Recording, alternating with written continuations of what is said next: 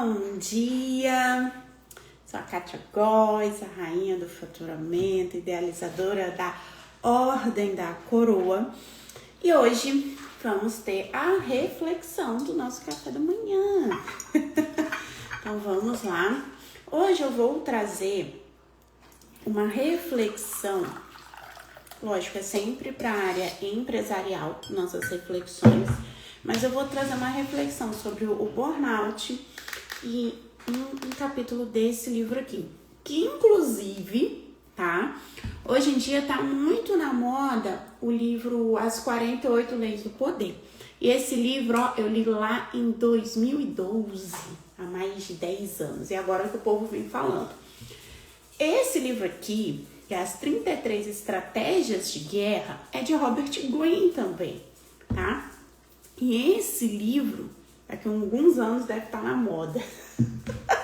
Por enquanto, nem tanto, tá? Então, vamos começar com a nossa mensagem de hoje, linkada com um capítulo deste livro aqui. A gente vai falar hoje, a gente, né? Que eu tenho mania de falar, a gente, casa da empresa, né? Mas hoje eu vou falar com vocês sobre o burnout empresarial, tá? Um assunto delicado que envolve a questão dos empresários e como lidar com isso, tá? Eu gosto, esqueci o microfone, mas tudo bem, vamos assim. Eu gosto de correlacionar a vida empresarial, tá? Como uma guerra. Porque de fato eu vejo assim. Eu sempre gostei muito de guerra, filmes de guerra, tudo essa questão assim. E não que seja difícil, igual uma guerra, mas você precisa ter estratégias, tá? Igual uma guerra. O burnout, vamos falar sobre o burnout primeiro. O burnout, tá? Pra quem não sabe também, eu sou psicanalista. Sou psicanalista também. O burnout, gente, é uma questão de trabalho. Então, a gente vê muito sobre funcionários que ficam com burnout. Às vezes, tem que ser afastado, né? Porque não tá conseguindo lidar com a pressão do dia a dia, com as demandas, né? Enfim, tem algumas questões aí que vai gerando esse burnout. Quando é funcionário, um servidor público, também pode ser um funcionário CLT, uma empresa privada, pode ser um servidor público. O que acontece quando a pessoa está com burnout? Ela se afasta, né? Então, quando a pessoa está com alguma questão psíquica, psicológica, né? Ela vai lá e é afastada. Pega um atestado de 15 dias, ou afasta mesmo, né? Fica um tempo aí fora, enfim, para se recuperar. Agora, o que acontece se um empresário ficar com burnout? Ele abandona a empresa, larga tudo que ele construiu, surta. Como é que funciona? No ano de 2016, esse termo burnout, ele não era muito citado. Foi uma época que eu tinha contratos com praticamente todos os hospitais aqui de Brasília, tá? E eu ainda não entendia algumas dinâmicas, né? Eu tava ali muito focada. Eu não ficava no operacional, mas eu queria estar perto do operacional, né? Então, eu estava muito focada ali nas atividades, um pouco na estratégia, eu ficava um pouco na estratégia, no meu escritório, analisava as coisas, mas eu queria acompanhar muito aquele operacional. Então, era normal eu ir para os hospitais de madrugada, meu faturamento rodava 24 horas por dia. Então, era muito comum eu ir de madrugada para um hospital, dormir noite sim, noite não, tá? Era assim minha vida. Era neste modelo a minha vida. O que aconteceu? Na verdade, isso aí começou em 2014, tá? Esse ritmo, tá? Eu lembro que quando eu voltei de Buenos Aires, já começou assim. Eu tava viajando de férias, quando eu voltei ficou assim. Quando foi em 2016, então esse ritmo começou em 2014, eu dormi noite sim, noite não, agitação tremenda e tal, viajava, curtia, claro, mas aquela minha mania de querer estar no operacional, chegar cedo, eu nunca fui de chegar cedo na empresa não, mas ser a última a sair, essas coisas, quando em 2016 eu surtei, né, eu não queria mais aqueles contratos, mesmo sendo contratos milionários, não queria mais. Queria me afastar daquilo tudo. Pode ser que eu estava com burnout, que naquela época não se falava muito sobre isso. Então eu me afastei dessas situações. E acabou que eu me afastei e também caí num golpe, tá? Isso aí é assunto para outra. Eu estava fragilizada, então eu caí num golpe. Praticamente perdi minha empresa, mas consegui recuperar em menos de um ano, tudo de novo, tá? Mas a questão aqui é a reflexão. Quando o empresário tá com burnout, pode acontecer isso, tá? Ele não pode simplesmente se afastar, ainda mais se for aquele empresário ainda muito ligado à operação. Hoje em dia eu não sou ligada na operação, então se eu tiver algumas crisezinhas, eu posso ficar quieta na minha e tá tudo bem, tá? Não abala a minha empresa. Não, gente, eu aqui tomando café. Então eu vou comer pão. Ao vivo aqui com vocês. Essa ideia do café da manhã.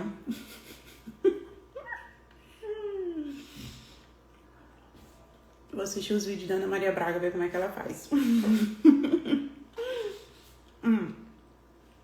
Então vamos lá. Então, hoje em dia eu posso, tá? Me afastar ali um pouco e tá tudo bem. E aí, como que o empresário com burnout vai lidar com essa situação? Aí que a gente entra com um livro aqui, tá? Deixa eu botar aqui pra cá as coisas do café. Olha só, que interessante.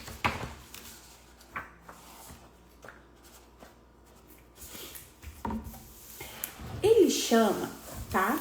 Robert Greene chama o que eu vou falar para vocês da estratégia do contrapeso, tá? Ele chama de estratégia de contrapeso. Por que é estratégia do contrapeso? Por que ele chama assim, de estratégia de contrapeso? Porque você tem que ser ágil, rápido. Uma questão de batalha, de guerra, você não pode demorar para tomar decisões, tá? Então você tem que ser rápido. Pá, temos que fazer isso. Você não pode ficar muito tempo pensando ali para tomar uma decisão. Mas ao mesmo tempo, Robert Greene, ele fala que na mesma velocidade que você tem que ser rápido, você tem que manter a sua mente calma. Por isso que ele chama de estratégia do contrapeso. Rápido para agir e você tem que ter a tranquilidade mental. Robert Greene, ele fala aqui em suas páginas, em seu capítulo, que a não agilidade em tomar atitudes pode ser fatal em você perder uma batalha, tá? Existiam dois generais, né, que estavam em frente a um campo de batalha, que eram Nelson e Hyde, contra uma batalha contra a Dinamarca. E eles tinham que explodir lá os navios, né? Que naquela época era canhão, navios. Então, o rei mandou eles lá para o campo de batalha. E o navio da Dinamarca foi à frente. Hyde, ele era mais calmo, ele tinha a mente calma. E ele se tornava lento. Nelson, cara, isso são histórias reais, tá? Ele era assim, ó, sangue no olho. Ele já tinha perdido um braço, ele já tinha literalmente perdido um olho em campo de batalha, tá? Então ele era assim, ágil. O que é pra fazer, é pra fazer. Se é pra acabar com tudo, é pra acabar com tudo. Se for pra terminar aqui, tua história vai terminar hoje. E ele era assim. Então ele era ágil em tomar decisões. Quando foi pra atacar, Hyder, muito calmo, ficou cauteloso demais e falou para não atacar, porque ainda não era hora. Só que Nelson falou assim, eu vou atacar. E ignorou tudo de Ryder e atacou. E pá, foi bombardeio, não sei o quê. Ryder, vendo de longe a situação, ele pensou, caramba, a gente vai perder essa guerra. E vai todo mundo daquele navio ali, ó, se acabar. Só que, mesmo em todos os calor de emoções, que Nelson era muito ágil em tomar decisões. Até diziam que ele tinha, como é que eles chamam, um termo, que é a decisão na ponta do dedo, tá? Parece que tá no DNA da pessoa. Ele era muito rápido e ágil, e tá, faz isso, faz aquilo, não sei o quê. Resumindo, ganharam a guerra, a batalha, ganharam o treino lá. E Ryder, né, ficou envergonhado, porque na realidade ele não estava sendo cauteloso, ele estava sendo medroso. Então a gente, numa tomada de decisão, a gente não pode confundir cautela com medo. E muitas das vezes você tem medo e acha que está sendo cauteloso, não é. Então você tem que ser ágil em tomar decisões. Só que você tem que ter a mente tranquila. Você tem que saber abstrair tudo, tá? A gente vive em guerra hoje? Claro que vive. O mundo dos negócios são as guerras todos os dias. Quem é empresário é general todo dia, tá? Então, você não pode ter medo de encarar as coisas. Só que ao mesmo tempo, lembra que eu comecei falando do burnout, você precisa ter a mente tranquila para lidar com as situações, tá? E o que afeta, vou abrir de novo, porque esse livro aqui é bem gordinho, não dá para ele ficar aberto. O que afeta o que afeta a cabeça de um empresário? O que afeta? São os estresses do dia a dia, é muito FDP no dia a dia, né? Muita gente. E Robert Greene fala...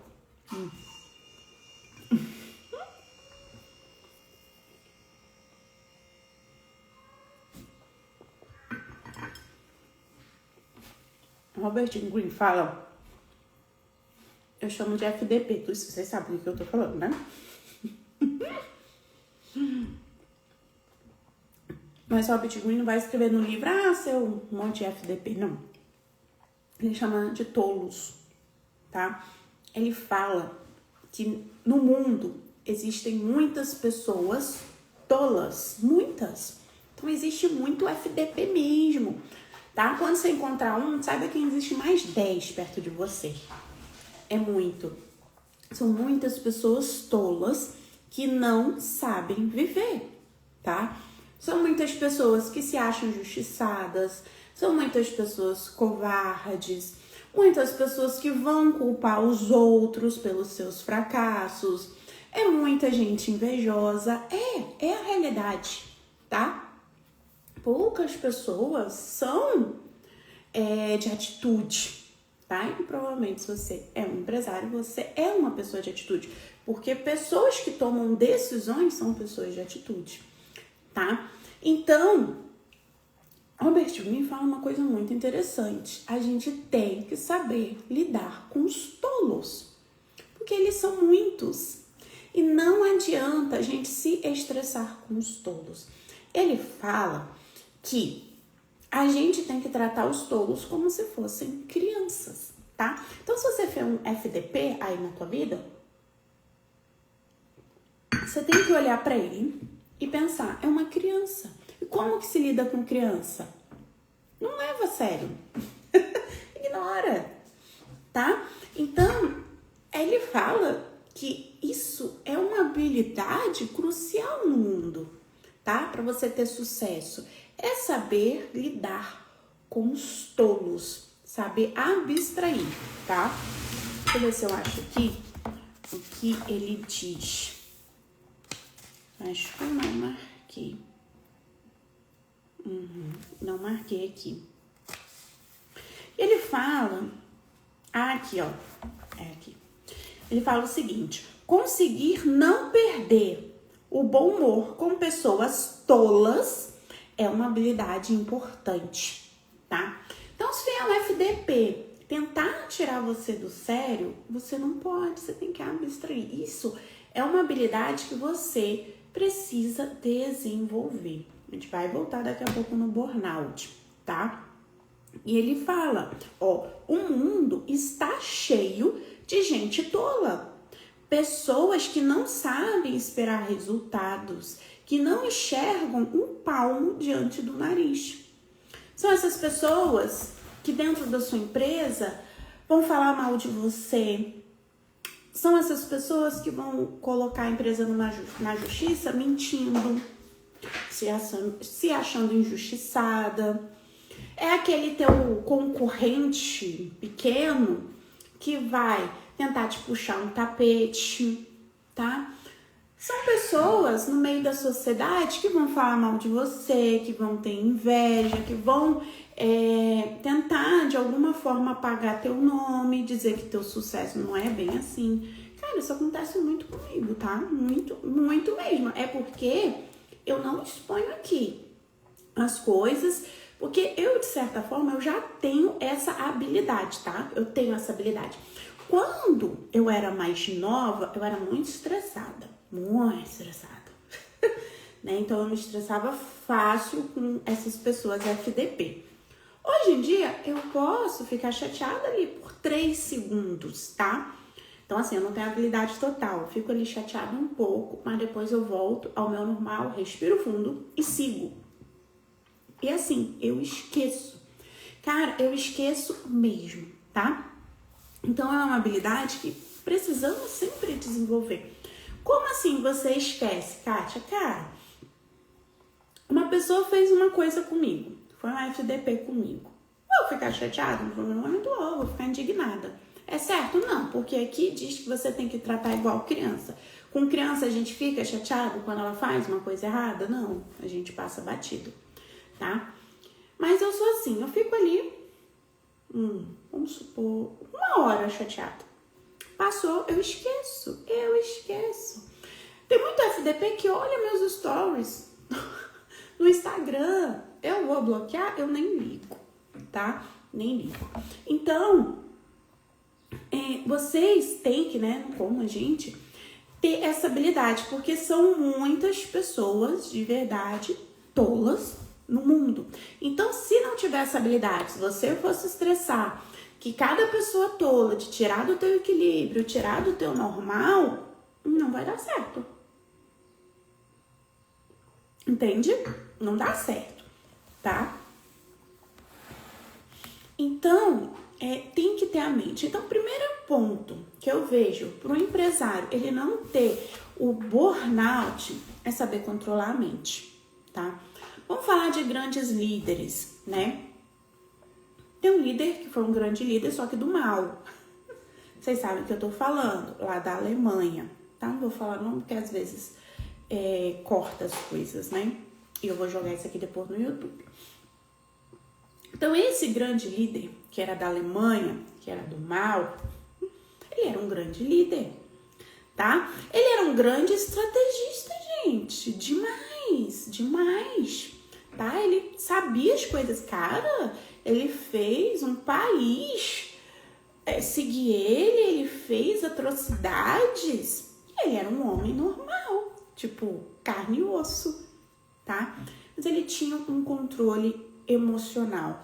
Eu já vi algumas coisas sobre ele até tomava vitaminas todos os dias, né? Não se estressava para acordar, né? Então, assim, ele era um cara, levava tudo numa... se estressava ali porque ele era enérgico na tomada de decisões. Vamos fazer isso, vamos fazer aquilo. E quando a pessoa é enérgica, ela não tem medo, tá? Lembra que eu comecei falando da calmaria, que às vezes a inércia, você ser muito calmo para tomar decisões, às vezes pode estar disfarçada atrás do medo. Eu não vou fazer isso porque pode me acontecer tal coisa, tá?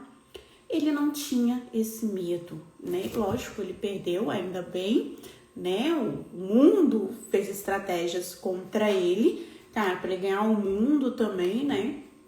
Apesar que a gente vê grandes imperadores aí que dominaram, né? Alexandre o Grande e tal.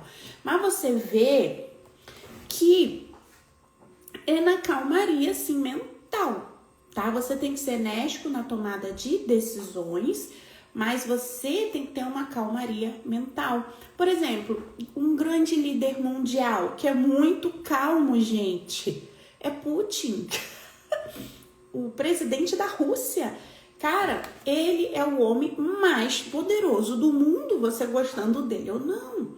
Ele é o homem mais poderoso, tá? E ele é calmo, tranquilo, tá? Ele coordena a mente dele, tá? Então, para você evitar um burnout empresarial, porque se você tiver um burnout empresarial, lascou, tá? Para você conseguir ter tomadas de decisões e ser rápido, porque tomada de decisão tem que ser rápida, você tem que cuidar muito da sua saúde mental, da sua tranquilidade mental. Robert Greene, aqui no livro, ele dá uma dica de como manter o mental em momentos de muita confusão, tá? Lembrando que Robert Greene, ele traz cenários de guerra. Então, ele tá trazendo pra gente um cenário na guerra. Então, pensa, tiro, porrada, bomba. Tu pode levar um tiro a qualquer momento e morrer. E tu tem que se manter calmo, tá? Isso acontece no mundo dos negócios? Acontece. Você tá ali, né? A guerra é o quê? Financeira. Você pode perder muito dinheiro, você pode ganhar muito dinheiro. São muitos anos para construir muita coisa e um dia você pode perder tudo, tá? Então, manter essa calmaria é importante. Qual é a dica que Robert Greene, ele dá nesses momentos, tá? Ele fala, eu achei fabuloso isso daqui, tá? Gente, pega isso que é muito legal. Ele fala assim, para se acalmar e ter controle, é forçar a mente e se concentrar em algo relativamente simples, tá? Então, ele fala, ao primeiro sinal de qualquer tipo de medo, tu acha que vai perder o controle, tá um caos, tá uma situação louca, pratique essa técnica até que se torne um hábito. Ser capaz de controlar sua imaginação em momentos intensos é uma habilidade crucial. O que ele fala aqui? Vou explicar. Tá num momento tenso, tá numa situação complicada, você precisa tomar decisões, você não pode sentir medo, tá? Não pode. Você tem que ser rápido, você tem que manter a sua saúde mental calma, porque pensa, no campo de batalha, um general pode surtar, gente? Tá lá, tiro e porrada, bomba, vamos lá, vamos pra frente, pessoa morrendo na tua frente. Pode perder o controle? Não pode. Então pensa num cenário empresarial, traz isso. No caos total. O empresário, ele pode perder o controle da situação? Ele não pode. Então, ele dá essa ferramenta que eu achei muito legal.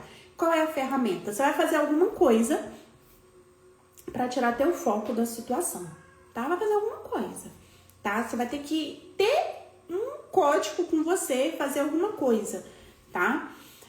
Sei lá, mexer os dedos, se concentrar nessa atividade. E você vai se concentrar naquilo. Esquece tudo, vou me concentrar nisso daqui. Escrever, começar a escrever do nada aqui e vou me concentrar nisso, tá? É isso, parece que é dar uma de doido, né? É dar uma de doido pra não ficar doido, tá? Então, essa é a lei. Dar uma de doido pra não ficar doido. É você tá no meio do caos, tiro e porrada e bomba, e você está, pensando em outra coisa. Por um momento, saia da situação, leve teu pensamento para outra coisa, sai daquilo, tarará, pum, não sei o que, sai daquilo.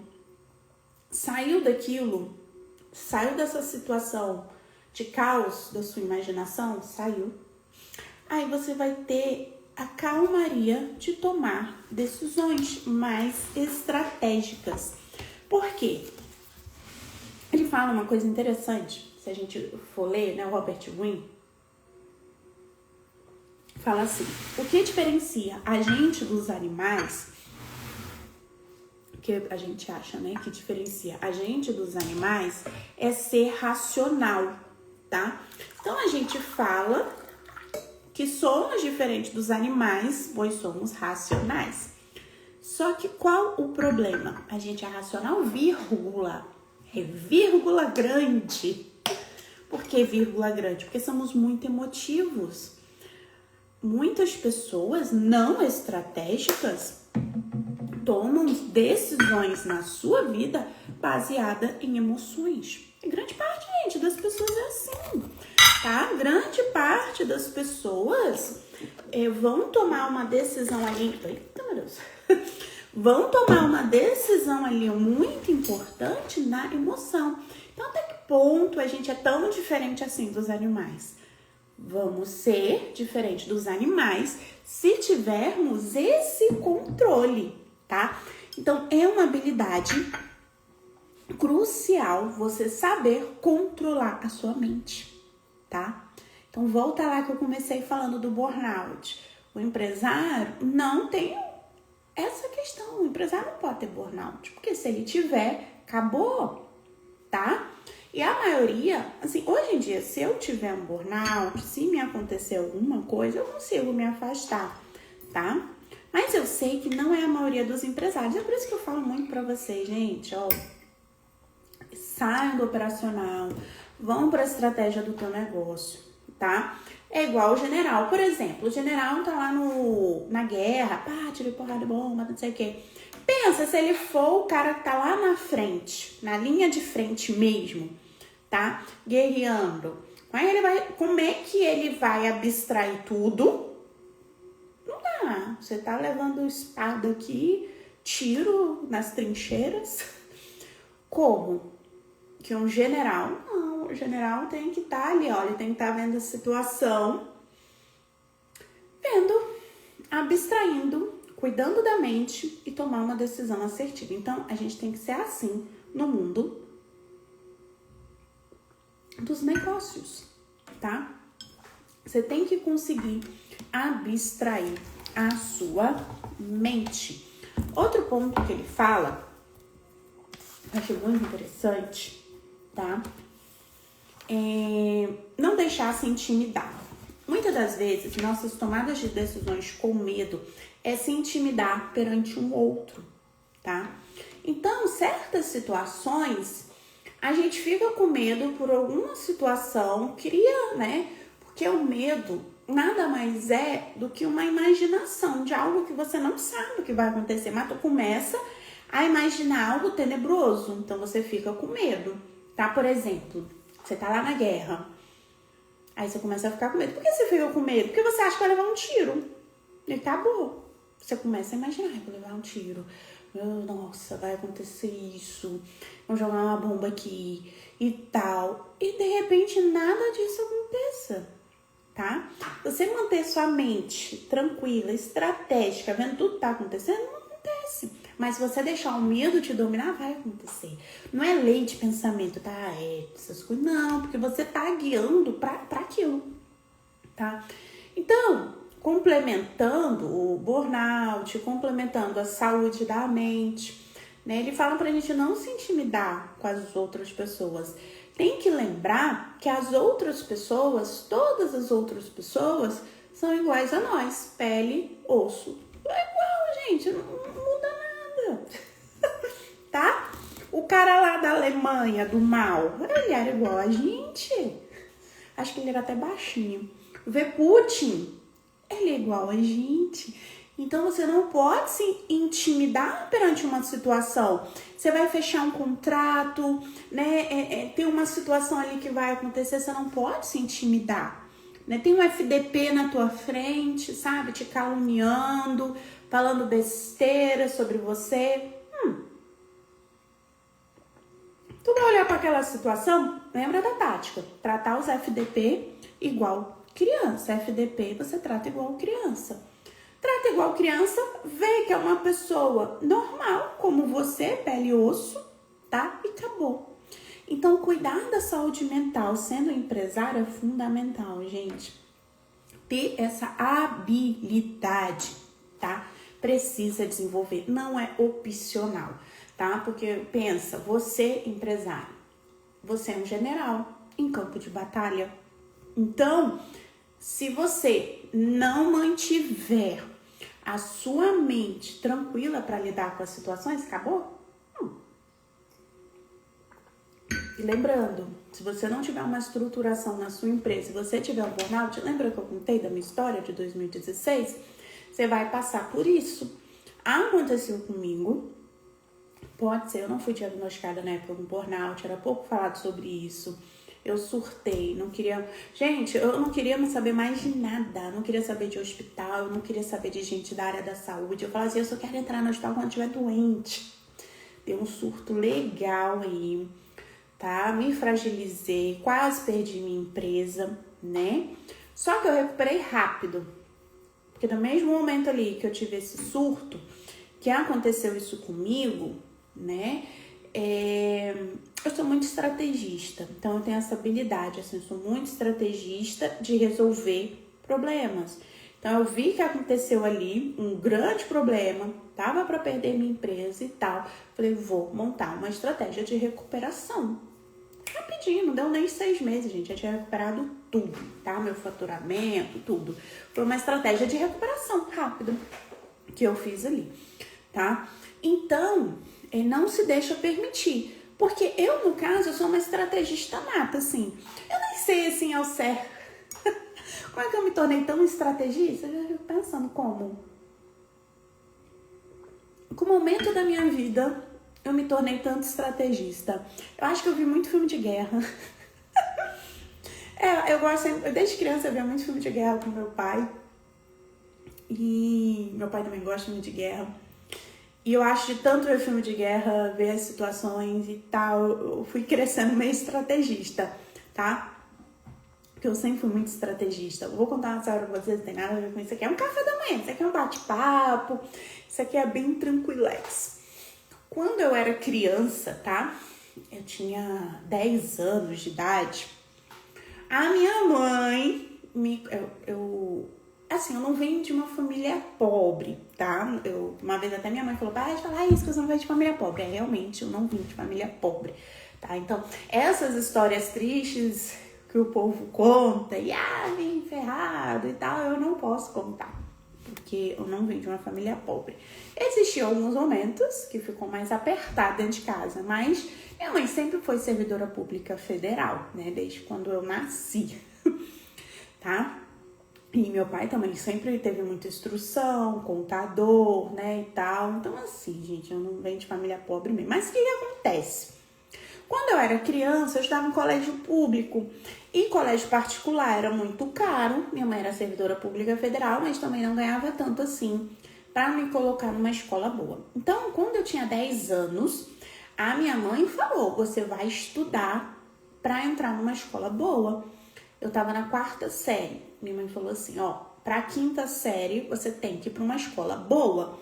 Quais são as opções aqui no Rio de Janeiro de escola boa? Aí na época tinha o Colégio Militar, a UFRJ e o Colégio Pedro II, tá? Então tinha-se aquelas 3 opções para se estudar e passar. Concurso, gente, tinha 10 anos, tinha que fazer concurso para entrar nesses colégios, tá? E era assim, apesar de você fazer prova para 5ª série, não ia cair só conteúdo da 4ª, ia cair conteúdo da 5ª, provas dificílimas, gente, muito difícil, concorrida pra caramba, tá? Tinham assim, em média 80 vagas, era pouca vaga para tanta gente que tava ali, né? Os pais colocavam muitos cursinhos preparatórios. Aí minha mãe me colocou em um cursinho preparatório para eu estudar, para entrar para esses colégios. Eu lembro que eu vi aquele cenário, eu era criança, tá? Eu tinha 10 anos, criança. Gente, hoje em dia eu olho, caraca, velho, só tinha 10 anos.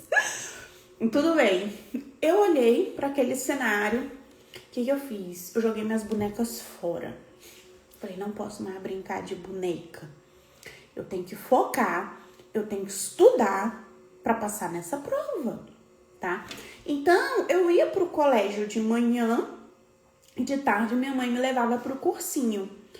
Então, era assim, gente, de manhã colégio, de tarde cursinho e de noite eu ia estudar, tá? Então, eu olhei aquele cenário, né? Lembrando, eu era uma criança e eu falei, cara, eu tenho que organizar isso aqui que eu tenho que passar. Estudei muito, muito. As minhas notas eram as melhores, tá? No cursinho, que tinha um simulado, tinha as coisas, eu era sempre as melhores. Chegou a prova do colégio militar. Era assim. Primeiro, no final do ano, né? Ia pro final do ano, começavam as provas. Primeira prova era do colégio militar. Segunda prova era da UFRJ. E a terceira e última era do colégio Pedro II, tá? Eu acho que era novembro, colégio militar, janeiro, UFRJ, não, acho... Eu não lembro os meses, mas era uma ordem assim. Quando eu fui fazer a prova do colégio militar, eram 4 provas. Começava com matemática. Se você passasse matemática, você podia ir para a prova de português. Passou na de português, ia para história e depois ia para geografia.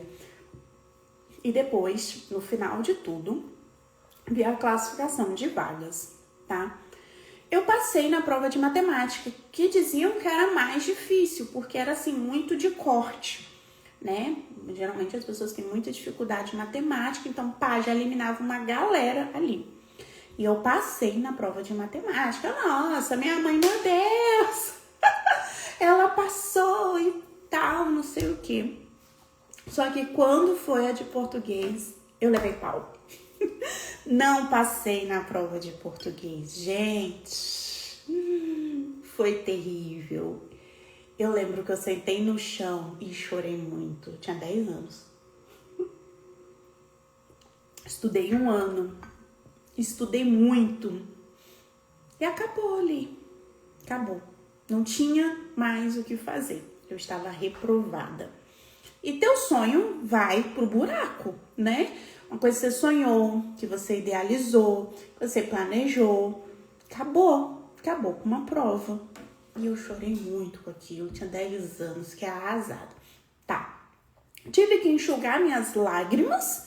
Eu ainda tinha 2 opções, o UFRJ e Colégio Pedro II. Só que eu não queria estudar na UFRJ. Era um lugar que eu não queria estudar. Mas minha mãe me inscreveu e vai que é bom. Era um colégio lá dentro da UFRJ. Eu falei, cara, não quero estudar lá. Então só me restaria o Colégio Pedro II. Só que eu teria que fazer a prova da UFRJ. Eu nem sei se minha mãe sabe disso.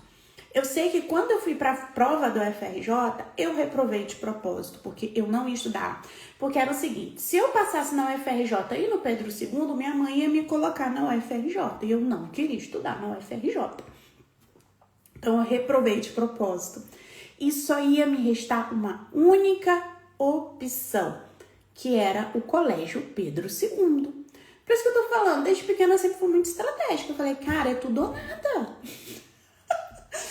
Vou reprovar na UFRJ, o colégio militar já não deu certo, vou reprovar na UFRJ, Pedro II é tudo ou nada. Inclusive é um dos hinos do colégio, né? Então, eu fui para essa prova do Pedro II. Surreal, gente. Fui lá, prova de matemática. Eu praticamente gabaritei. As primeiras colocadas. Caraca, minha mãe assim, nossa, e não sei o quê. Acho que eu fiquei entre os 5 primeiros, assim, surreal, aquele êxtase, né? Aquela loucura, né, e tal. E assim, eu estudei muito. Quando eu fui reprovada no colégio militar, quando eu falei que eu não ia pra UFRJ, eu falei, vou estudar muito. Gente, eu estudava, eu botava meu pé na água gelada. Eu tinha 10 anos e eu fazia isso, tá? Eu gostava de música, eu cortei os fios dos sons, sabe o que é isso? Com 10 anos, já tinha jogado as bonecas fora, peguei os fios do som, cortei para não escutar música, cortei, porque eu sabia que aquilo me impedia de estudar, e eu estudava, né? Então já tinha entrado no recesso escolar. A prova do Pedro II ainda aconteceu já de manhã, de tarde, de noite, sábado, domingo, de manhã, de tarde, de noite, sábado, domingo, decorando tudo e tal, não sei o quê. Aí quando chegou a prova de matemática, eu quase gabaritei, tá? E fiquei entre os 5 primeiros colocados. Galera, foi loucura. Nossa, a Catinha é muito inteligente e tal. E eu me sentindo. Mas tinha ainda as outras provas. Fui para as outras provas e passei. Só que eu não fui classificada de primeiro. Porque as outras provas fizeram minha nota baixar muito. Tá? O que me salvou foi matemática. Eu acho que eu sou muito boa em matemática, né? O que me salvou foi matemática. Mas as outras matérias despencaram. Eram 80 vagas, eu fiquei em 85. Eu fiquei por 5, tá?